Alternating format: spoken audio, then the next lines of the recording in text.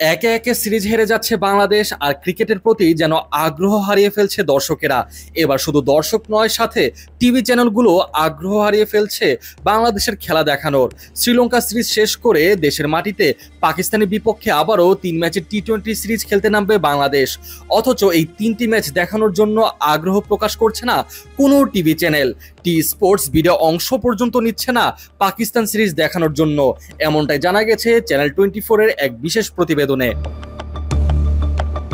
মূলত এই 3টি ম্যাচ দেখানোর জন্য টিভি চ্যানেলগুলোকে খরচ করতে হবে প্রায় 4 কোটি টাকা।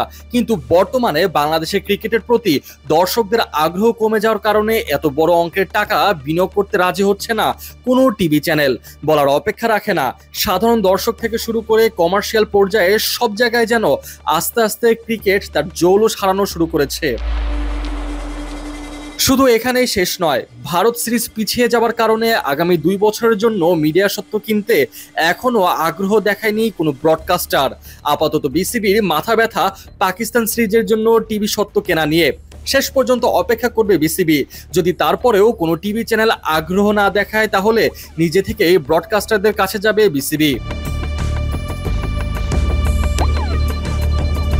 তবে বারবার একটা কথাই উঠছে, এমন কি হলো যে পাকিস্তান সিরিজ দেখানোর জন্য কেউই আগ্রহ প্রকাশ করছে না?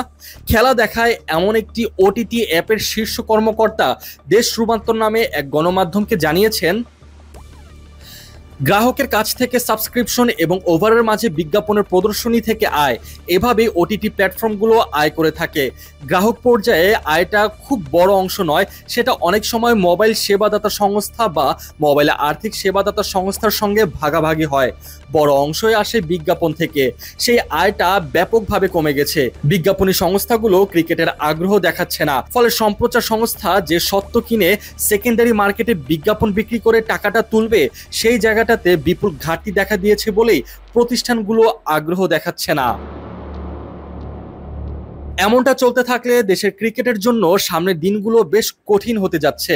একে তো বর্তমানে বাংলাদেশ ক্রিকেট দলে নেই সাকিব আল হাসানের মতো বড় তারকা, তার উপরে লাগাতার সিরিজ হারের কারণে দর্শকেরাও যেন মুখ ফিরিয়ে নিয়েছে খেলা দেখা থেকে।